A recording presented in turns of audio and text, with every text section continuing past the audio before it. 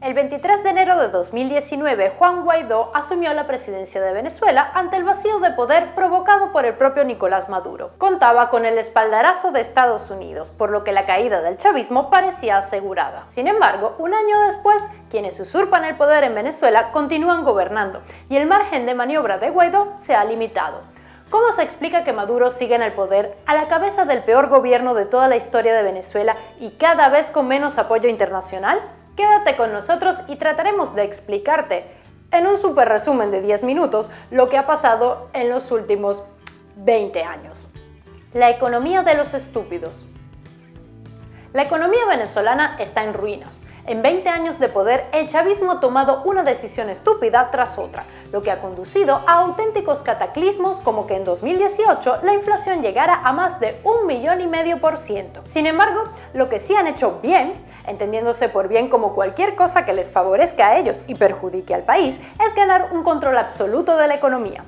La única fuente importante de ingresos en Venezuela desde hace décadas es el petróleo. Papá Pajarito Chávez se aseguró en 2002 de controlar PDVSA, la productora petrolera estatal, despidiendo a más de 17,000 empleados porque no eran afectos a su gobierno. Con ello, se hizo con la gallina de los huevos de oro del país. Al mismo tiempo, el chavismo declaró la guerra al sector privado, expropiando alrededor de 700 empresas hasta 2017 y provocando con sus políticas económicas la destrucción del 80% del parque industrial. Se hizo además con el control de sectores clave como el agrónomo y el de la producción, importación y distribución de alimentos. Hoy en día, lo poco que comen los venezolanos proviene en gran medida de las migajas que les tira el gobierno. Por último, entre tanta expropiación, nacionalización y burocracia ineficiente, el gobierno venezolano tiene en su nómina a más de 2,5 millones de empleados. Estos trabajadores son constantemente coaccionados y presionados para apoyar a Maduro, y de no hacerlo, son despedidos. Pero ahora toca hablar de otro sector clave controlado por Maduro, el militar. Represión y corrupción en el ejército venezolano. Hugo Chávez tenía una gran influencia en el ejército por su pasado militar. Nombró a varios de sus compañeros de promoción, ministros, y los promovió a generales, ganando así un apoyo prácticamente incondicional en las Fuerzas Armadas. Con Maduro, aunque es un presidente civil, continúa la estrategia de implicar a los militares en la política y la economía. Hoy en día, de los 33 ministerios que hay en Venezuela, 9 de ellos tienen a la cabeza un militar. Pero la historia no termina ahí. Las cosas se ponen turbias, pues el gobierno ha permitido que generales y altos mandos se involucren en todo tipo de negocios, lícitos e ilícitos, narcotráfico, contrabando y minería ilegal. Pero no nos equivoquemos, no todos los militares apoyan a Maduro. De hecho, desde que estalló la última crisis, ha habido intentos de rebelión, desacato y deserciones de varios miembros del ejército. Sin embargo, el gobierno ha establecido un control férreo, persiguiendo, encarcelando y torturando a cualquier militar disidente o sospechoso de serlo. Hoy por hoy, una rebelión a gran escala dentro del ejército no parece viable. Represión y control de la sociedad. Los venezolanos viven con miedo. Morir asesinado es una posibilidad muy real en cualquier calle del país.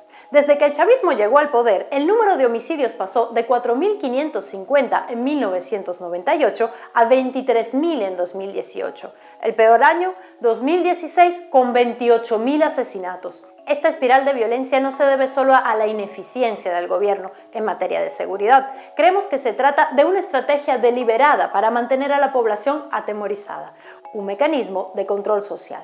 ¿Quién puede pensar en democracia y respeto a las leyes cuando vive constantemente en modalidad de supervivencia, teniendo que hacer esfuerzos gigantescos para comer e intentando no morir a manos del hampa? Pero lo peor es que el propio gobierno está implicado en varios de los asesinatos. La Policía Nacional cometió 242 ejecuciones extrajudiciales, según el informe de Michelle Bachelet, la alta comisionada para los derechos humanos de la ONU.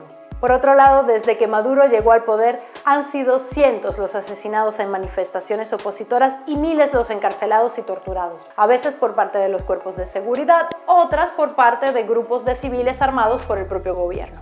Protestar en Venezuela es una actividad de riesgo extremo. Pero ahora toca hablar, y no bien desafortunadamente, de la oposición venezolana. División dentro de la oposición. La oposición venezolana, a diferencia del gobierno, no es una organización monolítica.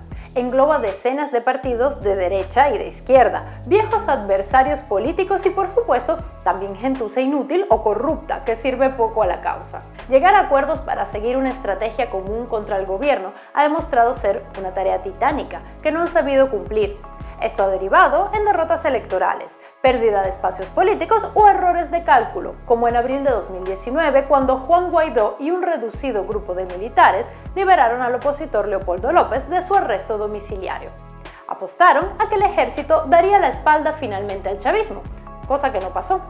El último traspié de la oposición ha sido en el Parlamento venezolano. El gobierno consiguió que el ex opositor Luis Parra fuera elegido de forma irregular como nuevo presidente del Parlamento para suceder a Guaidó.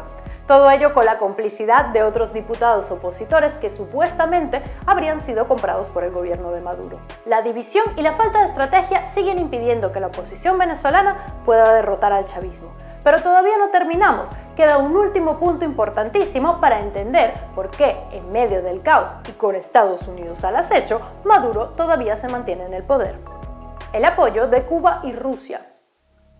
Durante más de 60 años, Cuba se ha enfrentado a la primera potencia del mundo con éxito. Para ello, ha desarrollado un órgano de vigilancia y represión muy eficiente, el G2. Este ha permitido establecer un control absoluto sobre la población.